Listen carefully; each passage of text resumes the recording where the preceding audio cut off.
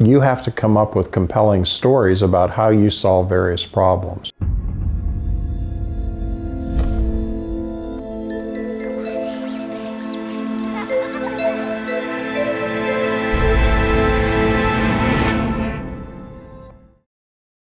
This is about someone who's been had a long career in the music industry doing art and work, creative work. And now they've been laid off and they're in their late 40s. So the question is, what can that person do with their portfolio to get a job, possibly not in the music industry?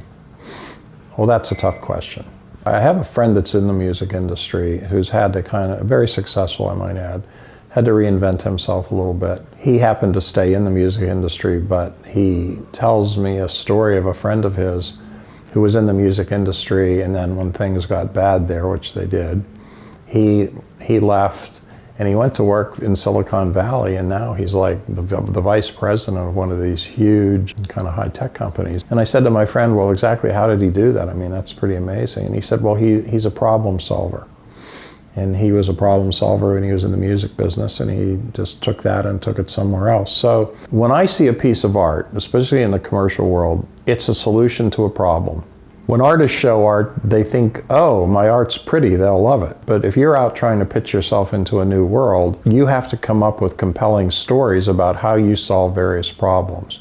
You know, the fundamentals of what you do and the niche that you're in is the same. You happen to spend a lot of your creative career in the niche called marketing or branding or packaging for the music business. The fundamentals that you used in that field are the same fundamentals in all fields. It's just you happen to specialize in this kind of product.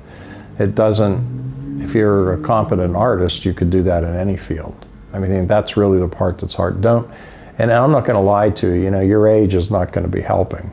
It's just the truth of the matter. And I don't have an easy answer for that one. There is no easy answer for that one.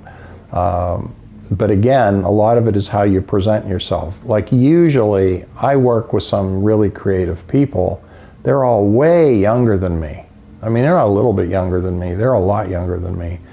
But I try to stay current, and I do stay current with the field that I'm in, and I don't use references like, I don't mention things that happened 30 years ago as a reference. So part of, there's two parts of age, in my opinion. One is your chronological age. Some people are 25 and they're already old people. Some people are 70 or 80 and they're still young. It's how you present yourself and how you dress. I mean, you see the way I dress on these videos.